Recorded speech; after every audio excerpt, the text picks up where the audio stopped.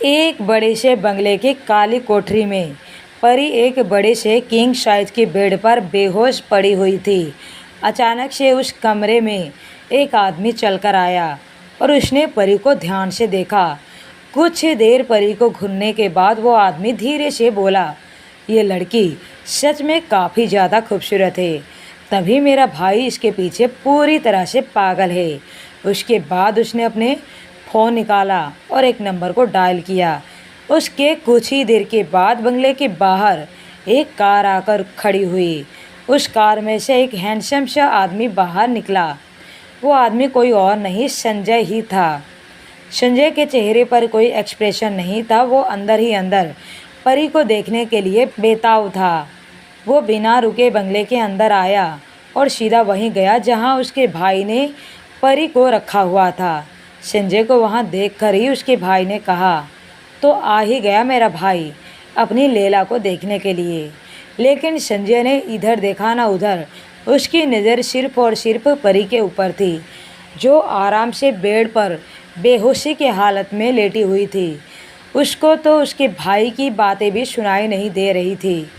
अरे मेरे छोटे भाई, ज़रा मेरी ओर भी तो एक नज़र कर।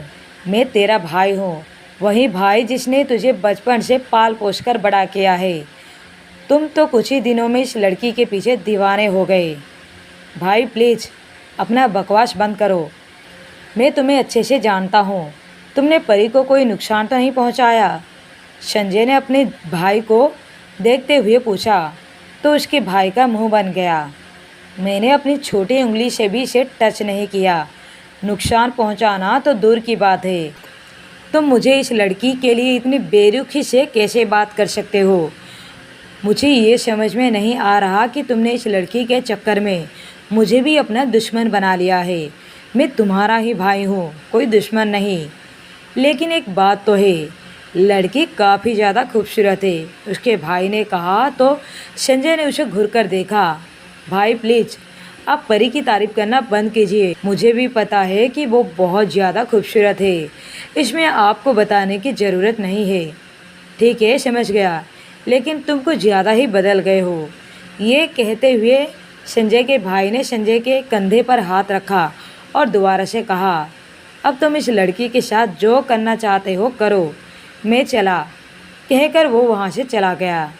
यहाँ परी के बॉडीगार्ड को बेहोशी की हालत में बीच रास्ते पर पड़े हुए देखकर किसी ने एम्बुलेंस को कॉल किया और उसे अस्पताल पहुँचा दिया।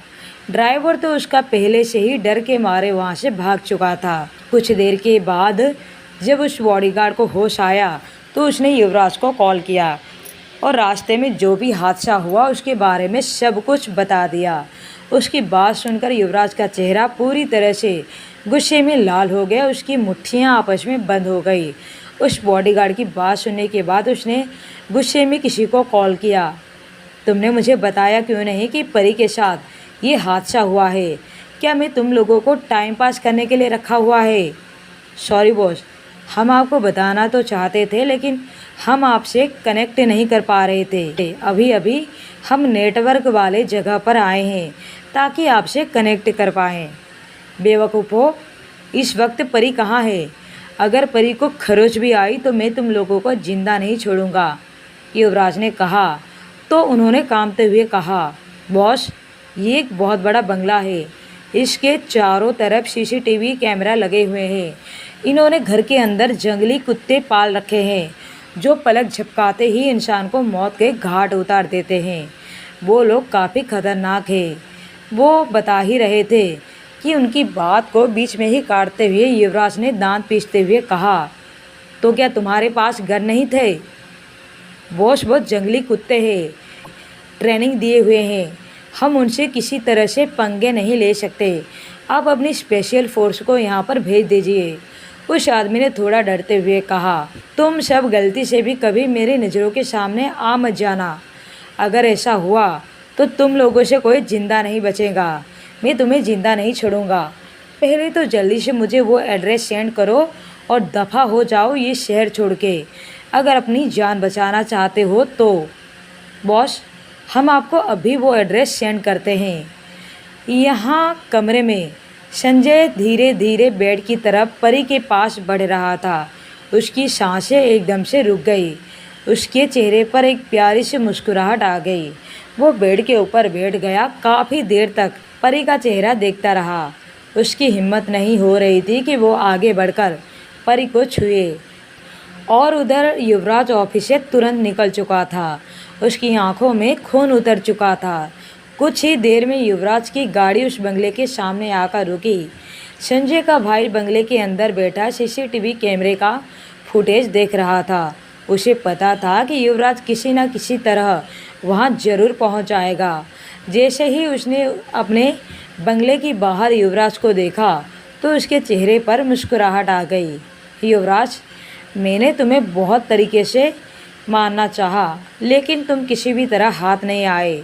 लेकिन अब मेरी जंगली कुत्ते ही तुम्हें संभालेंगे। ये कहते हुए उसने अपना फ़ोन निकाला और बाहर खड़े अपने आदमियों को कॉल लगाकर कहा, बाहर मेहमान आए हैं। जैसे ही वो अंदर आए, उनकी खातिरदारी के लिए हमारे पालतू कुत्तों को छोड़ दो। ये कहने के बाद उसने कॉल को कट किया और लैपटॉप को देखकर मुस्कुराने लगा। युवराज बहुत ज़्यादा गुस्से में था। वो जल्दी ही गेट की तरफ बढ़ा। गेट के अंदर जाने के बाद किसी ने उसे नहीं रोका, जैसे वो सब उसी के इंतज़ार में हो। जैसे ही युवराज अंदर चला गया तो उसे अपने सामने की ओर से कुछ जंगली कुत्ते अपनी तरफ आते हुए दिखाई दिए। वो कुत्ते इतने भयानक और ख़तरनाक थे कि कम दिल वाले इंसान तो उन्हें देखकर ही मर जाएं। लेकिन युवराज ने उसे देखकर बिल्कुल भी नहीं डरा। वो अपना गन निकाला और एक एक को शूट कर दिया। थोड़ी देर में सब कुत्ते ज़मीन पर गिर गए। अंदर बैठा हुआ संजय का भाई, जो अभी अपने लैपटॉप के स्क्रीन को देखकर मुस्कुरा रहा था, उसके एक्सप्रेशन अचानक से बदल गए। इसने मेरे जंगली कुत्तों को एक झटके में मार दिया, लेकिन ऐसा कैसे हो सकता है? इन कुत्तों को तो गन के शूट से बचने की ट्रेनिंग दी गई थी, लेकिन ये इन्हें इतनी आसानी से कैसे मार सकता है? युवराज राठौड़, तुम अपने आप को बहुत चालाक समझते हो। देखो अब मैं तुम्हारे साथ क्या करता हूँ। ये कहते हुए वो जैसे ही बाहर जाने के लिए मुड़ा तो अपने पीछे युवराज को देखकर काफ़ी ज़्यादा डर गया।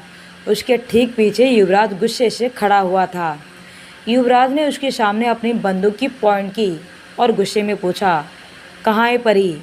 उस आदमी ने युवराज की बात को नहीं सुनी। उसने अपने आदमियों को बुलाने के लिए ज़ोर ज़ोर से चिल्लाने लगा। वो काफ़ी ज़्यादा डर गया था। वो समझता था कि उसके आदमी आकर युवराज को मार देंगे, लेकिन तभी युवराज के चेहरे पर एक डेविल स्माइल आ गई। उसने कहा, मेरे आदमियों ने तेरे आदमियों को कब के मौत के घाट उतार चुके हैं। तो उस आदमी का चेहरा पूरी तरह से काला पड़ चुका था।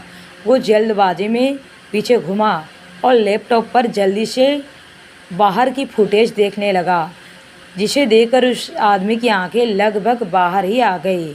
उसके आदमी ज़मीन पर पड़े हुए दिखाई दिए। ऐसा लग रहा था जैसे पूरे घर में युवराज का ही राज हो, क्योंकि वो जहाँ का भी फुटेज देखता वहाँ उसे युवराज के आदमी खड़े दिखाई देते और उसके आदमी ज़मीन पर पड़े हुए। उसने शायद युवराज को गलत ताका था, लेकिन युवराज उसकी सोच से 2 नहीं 4 नहीं बिल्कुल 6 कदम आगे था। उसने कभी सोचा भी नहीं था कि युवराज कभी यहाँ तक पहुँच पाएगा। उसने सोचा था कि वो कभी अंदर नहीं आ पाएगा, क्योंकि उसकी सिक्योरिटी इतनी खतरनाक है कि हर किसी के बस की बात नहीं उसे पार कर पाना। और सबसे ज़्यादा भरोसा तो उसे अपने जंगली कुत्तों पर था, जिसे युवराज ने पलक झपकते ही मार डाला। उसे अब इस बात का पछतावा हो रहा था कि क्यों उसने अपने भाई के चक्कर में इतनी जल्दबाजी से युवराज से मुसीबत मोल ले ली। अच्छा होता अगर वो कुछ समय लेकर युवराज के खिलाफ अच्छे से प्लान बना पाता, तो शायद वो युवराज को मात दे पाता। युवराज सचमुच उसकी पकड़ से बाहर था। ये आदमी कब क्या कर दे कोई कुछ नहीं बता सकता। और आखिर इसके आदमियों ने मेरे आदमियों को इतनी जल्दी से कैसे मार दिया? उसके दिमाग में ये सब कुछ चल रहा था कि दोबारा से युवराज ने गुस्से में पूछा, बोल परी कहाँ है, वरना मैं तुझे यहीं मार दूंगा। परी का जिक्र सुनकर वो आदमी ज़ोर ज़ोर से हंसने लगा। उसने हंसते हुए कहा, वो लड़की, क्या तुम उसके लिए इतना बेताब होकर यहाँ आए हो? उसके साथ तो अभी तक मेरे भाई ने सुहागरात भी मना ली होगी। युवराज ने उस आदमी की बात सुनी तो उसकी आंखों में जैसे खून बाहर आने लगा। उसका चेहरा पूरी तरह से लाल हो गया। उसने अपने हाथों की मुट्ठियां कस ली। उसके हाथों की नसें भी दिख रही थी। उसने अपने हाथ में पकड़ी हुई बंदूक को एक बार देखा और फिर अपने सामने खड़े आदमी को बिना सोचे समझे गोली मार दी। वो गोली सीधा उस आदमी के कंधे पर लगी। दर्द की वजह से वो आदमी कराहते हुए वहीं ज़मीन पर लेट गया। युवराज ने दोबारा उससे कुछ नहीं पूछा और ना ही उसने थोड़ा भी उस पर दया दिखाई। उसके बाद वो परी को ढूंढने के लिए चला गया। जब वो परी को ढूंढते हुए युवराज उस कमरे में पहुंचा तो परी अभी भी वहीं बेहोश पड़ी हुई थी। संजय को पता चल चुका था कि युवराज बंगले के अंदर पहुंच चुका है। उसने खुद को छुपाते हुए भाग गया। उसे पता चल चुका था कि उसके भाई को भी गोली लग चुकी है। दरअसल जब बंगले के अंदर गोली चलने की आवाज़ सुनाई दी तो संजय कमरे से बाहर निकल कर आया। जैसे ही उसने अपने भाई को गोली चलते हुए देखा तो वो चुपके से वहाँ से निकल गया, क्योंकि युवराज को मारने का जो मिशन उनका था वो अभी भी पूरा नहीं हुआ था। तो उसके लिए ज़रूरी था कि वो युवराज के सामने एक्सपोज ना हो। युवराज जैसे ही कमरे में पहुंचा तो उसने परी को बेड पर बेहोश पाया। उसके पास जा पहुंचा। उस बेड पर उसके पास बैठकर उसके गाल को थपथपाते हुए उसे होश में लाने की कोशिश करने लगा। कुछ ही मिनट में उसके सारे आदमी उस कमरे में पहुंच गए। युवराज ने उसमें से एक को पानी लाने के लिए कहा तो उस आदमी ने बंगले के किचन की तरफ बढ़ गया और कुछ ही देर में पानी लेकर आया। युवराज ने परी के चेहरे पर पानी के कुछ छींटे डाले और उसके गाल को फिर से थपथपाने लगा। कुछ ही मिनट में परी होश में आई। उसने धीरे से अपनी आंखें खोली तो सबसे पहले उसे युवराज को अपने सामने पाया। उसने अपनी नज़र चारों ओर किया तो झट से उठकर बैठ गई। उसने घबराते हुए कहा, युवराज, मुझे ये लोग बोल ही रही थी कि युवराज ने कहा, तुम्हें घबराने की कोई ज़रूरत नहीं है, अब मैं तुम्हारे सामने हूँ, चलो। ये कहते हुए युवराज ने परी की तरफ अपना हाथ बढ़ाया। परी ने उसके हाथों में अपना हाथ देते हुए बेड से खड़ी हुई थी कि तभी उसे कॉलेज में हुआ इंसिडेंट याद आ गया, जो रिया और तनु ने कहा था कि युवराज उसके पीठ पीछे न जाने कितने लड़कियों से रंगरलियां मनाता होगा और लड़कियों के साथ मज़े करता होगा। ये ख्याल आते ही परी ने अपना हाथ उसके हाथ से हटा दिया और गुस्से से कहा, तुम अभी तक किसके साथ थे? किसके साथ रंगरलियां मनाकर आ रहे हो? युवराज ने हैरानी से परी की ओर देखा और पूछा, ये तुम क्या बके जा रही हो? रंगरलियां? और मैं किसके साथ रंगरलियां मनाऊंगा? अब ज़्यादा अनजान बनने की कोशिश मत करो, मुझे सब पता है। तुम अभी तक किसी लड़की के साथ रंगरलियां मनाकर आ रहे हो, सही कह रही हो ना? परी ने उसे घूरते हुए देखकर कहा, परी जिद मत करो, मैं किसी लड़की के साथ नहीं था, अब चलो यहाँ से। परी ने अपना मुंह दूसरी तरफ घुमाते हुए नाराज़गी जताते हुए कहा, मैं नहीं आऊँगी। मुझे सबूत चाहिए कि तुम किसी लड़की के साथ नहीं थे। तुमने आने में इतनी देर क्यों लगा दी? तो युवराज ने कहा, सबूत मैं तुम्हें घर जाकर दे दूँगा, अब चलो तुम यहाँ से। परी ने उसकी बात को सुना, उसे घूरते हुए देखा और कहा, पक्का दोगे ना? हाँ, मैं पक्का तुम्हें सबूत दूँगा, पहले तुम चलो यहाँ से। युवराज की बात सुनकर परी जाने के लिए तैयार हो गई। उसके बाद उसने युवराज का हाथ पकड़कर वहाँ से दोनों जाने लगे। परी बंगले से बाहर निकली। जैसे ही बाहर कार के पास पहुँचे तो फिर से परी ने युवराज से पूछा, अब कहाँ है तुम्हारा सबूत? तो युवराज ने गुस्से से उसे घूरते हुए देखा और कहा, तुम्हें याद तो है ना कि तुम कहाँ खड़ी हो? तो उसे याद आया कि वो कहाँ है। उसने फिर से युवराज पर गुस्सा करते हुए कहा, तुम्हें पता है इन लोगों ने मुझे किडनैप किया था, क्या इसका भी तुम्हारे साथ कोई लिंक है? युवराज ने अपनी गर्दन हाँ में हिला दिया। परी ने कहा, मुझे तो पहले से ही लगा था इसका ज़रूर तुमसे कोई लिंक होगा। जब से मैं तुमसे मिली हूँ मेरे लिए तो ये सब बातें आम हो गई है, किडनैपिंग, मारपीट, खून खराबा। पर कोई बात नहीं, मैं सब कुछ भुला दूँगी, बस मुझे सबूत दिखा दो कि तुम अभी तक किसी लड़की के साथ नहीं थे। युवराज अब आग बबूला हो गया। इसकी तो सुई जैसे सबूत पर ही अटकी हुई है। ठीक है, ये कहते हुए युवराज ने कार का डोर ओपन किया और उसे बैठने के लिए कहा। परी ने कार के अंदर बैठकर उसे कसकर गले लगा लिया। वो काफ़ी ज़्यादा डर गई थी, लेकिन उसे युवराज के ऊपर पूरा यकीन था कि वो उसे बचाने के लिए ज़रूर आएगा। युवराज ने भी उसके बालों को ठीक करते हुए पूछा, तुम ठीक तो हो ना? उन्होंने तुम्हारे साथ कोई बदतमीजी तो नहीं की? तो परी ने कहा, ऐसा कुछ तो नहीं किया, लेकिन मैं उनकी बॉस को नहीं देख पाई। जब मैं होश में आई तो कमरे में कोई नहीं था। क्या तुम जानते हो कि इनका बॉस कौन है? हाँ, मैं तुम्हें सब कुछ बता दूंगा, पहले घर तो चले। ये कहकर युवराज ने गाड़ी स्टार्ट कर दी। युवराज कार में फ़ोन पर कुछ कर रहा था, वहीं परी बाहर का नज़ारा देख रही थी, लेकिन उसने अपना चेहरा कुछ अजीब बनाया हुआ था। उसने अपने पेट पर हाथ रखा हुआ था और ज़ोर ज़ोर से पेट को दबा रही थी। युवराज की नज़र जैसे ही परी पर गई तो उसने पूछा, क्या हुआ? तुम्हारे पेट में दर्द है क्या? नहीं, दर्द तो नहीं है, लेकिन मुझे भूख लगी है। तुम्हें पता है ना कि मैंने सुबह कुछ नहीं खाया था। अब रात होने वाली है। अब कितनी देर में घर पहुँचेंगे? अभी टाइम लगेगा। तुम चाहो तो हम यहाँ कहीं आसपास डिनर कर सकते हैं। हाँ, ये ठीक रहेगा। हम यहीं कहीं आसपास डिनर करते हैं। कम से कम अच्छा खाना तो मिलेगा, वरना तुम्हारे घर का सड़ा हुआ खाना खाकर मेरा मुंह खराब होने लगा था। युवराज ने उसे प्यार से देखते हुए कहा, वो हेल्दी खाना होता है और वैसे भी तुम्हें बाहर का खाना बिल्कुल भी नहीं खाना चाहिए। वो तुम्हारे सेहत के लिए बिल्कुल भी अच्छा नहीं है। परी अपना मुंह बनाते हुए उसकी बातें सुन रही थी कि तभी उसे खाने का रेस्टोरेंट दिखाई दिया। परी ने लगभग चिल्लाते हुए युवराज का हाथ पकड़ते हुए कहा, वो देखो, वो रहा रेस्टोरेंट, चलो वहीं चलते हैं। कार यहीं रोक दो। युवराज ने कहा तो ड्राइवर ने कार वहीं रोक दिया। उसके बाद वो दोनों कार से उतरे और रेस्टोरेंट चले गए। वो रेस्टोरेंट इतना बड़ा तो नहीं था, लेकिन उसकी सजावट बहुत अच्छी थी, जिसकी वजह से वो छोटा सा रेस्टोरेंट भी काफ़ी ज़्यादा सुंदर लग रहा था। युवराज और परी जाकर एक टेबल पर बैठ गए। युवराज ने मेन्यू चेक किया। तुम्हें क्या खाना है? क्या मैं तुम्हारे लिए खाना ऑर्डर कर दूं? इस वक्त युवराज परी को बहुत ही प्यार से देख रहा था, तो परी ने भी स्माइल करते हुए कहा, हाँ, जो तुम मंगाओगे मैं वहीं खा लूँगी। तो युवराज ने उसे हैरानी से देखते हुए कहा, सच में? मैं जो भी ऑर्डर करूँगा तुम खा लोगी? युवराज ने पूछा तो परी ने हाँ में गर्दन हिला दी। इसके बाद युवराज ने एक वेटर को बुलाया और खाने का ऑर्डर करने लगा। परी अपने ख्यालों से बाहर आई जब वो युवराज के ऑर्डर की डिशेज सुनने लगी। परी ने उसे बीच में ही टोकते हुए कहा, ये तुम क्या ऑर्डर कर रहे हो? मैं नहीं खाऊंगी ये सब। क्यों?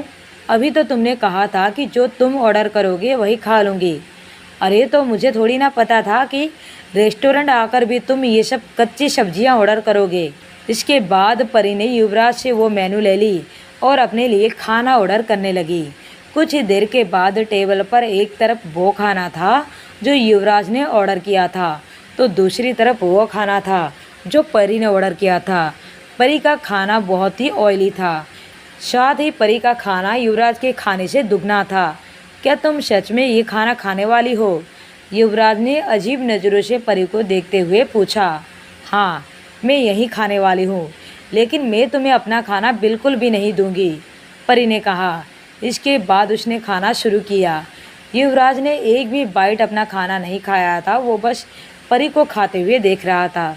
परी को जब ये एहसास हुआ कि युवराज उसे घूर घूर कर देख रहा है, तो उसने अपनी तिरछी नज़रों से उसे देखा। वो अपनी सारे डिशेज को देखते हुए कहा, देखो, तुम्हें इसमें से कुछ भी नहीं मिलेगा, ये मेरा खाना है, तुम अपना खाओ। युवराज परी की हरकतों को देखकर हैरान था। क्या ये लड़की मेरी पीठ पीछे ऐसा खाना खाती है? ऐसे में तो ये बीमार हो जाएगी। और युवराज बिल्कुल भी नहीं चाहता था कि परी खराब खाने की वजह से बीमार हो जाए। ये खाना बहुत ही ऑयली था, इसमें बहुत सारे मसाले थे, जिससे परी की तबीयत खराब हो सकती थी। ये सोच कर युवराज का दिमाग खराब हो रहा था। खाना खत्म करने के बाद परी ने अपने पेट पर हाथ फेरते हुए कहा, आज तो मज़ा ही आ गया। उसके बाद उसने युवराज की तरफ देखा, जिसने अपने प्लेट में से एक भी बाइट नहीं खाई थी।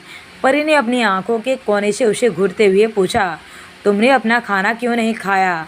तो उसने परी की तरफ देखकर कहा, मुझे भूख नहीं है। ये कहते हुए वो उठा और बिल पे किया। दोनों बाहर आ गए। जब तुम्हें कुछ खाना ही नहीं था तो तुम यहाँ आए ही क्यों?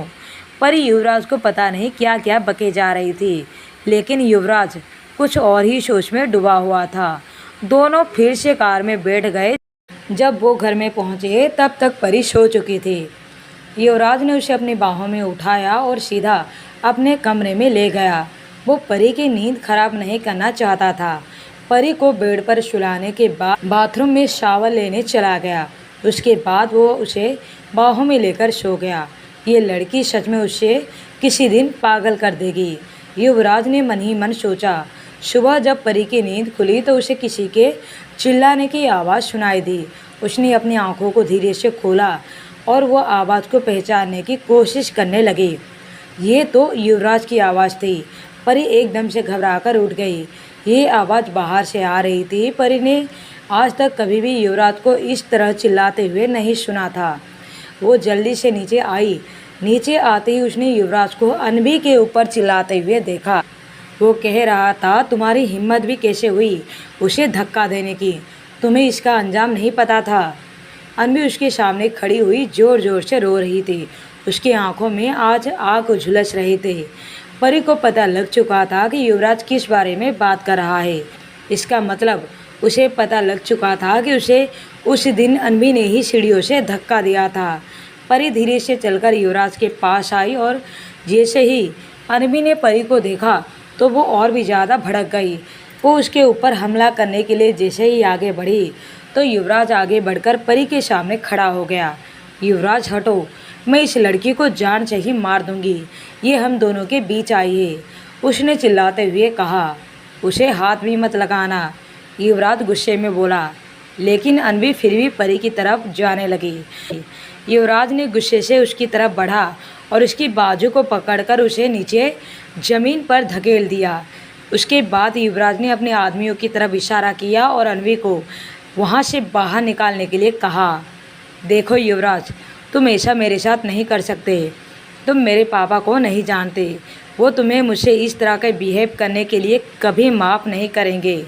उसकी बात सुनकर युवराज ने धीरे से मुस्कुराया और कहा, तुम्हारे पापा की वजह से ही मैं तुम्हें जिंदा छोड़ रहा हूँ। अगर तुमने आइंदा से ऐसी कोई हरकत करने की कोशिश भी की तो मैं तुम्हारे पापा का भी लिहाज नहीं करूँगा।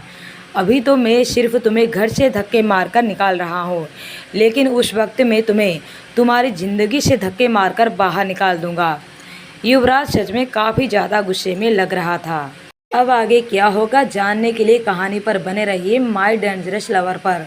कहानी का ये एपिसोड अगर आपको पसंद आए तो एक लाइक और कमेंट तो करें ही। साथ ही इस चैनल पर अगर आप नए हैं और अभी तक आपने इस चैनल को सब्सक्राइब नहीं किया है तो प्लीज़ सब्सक्राइब कर दीजिए। कहानी में बने रहने के लिए थैंक यू।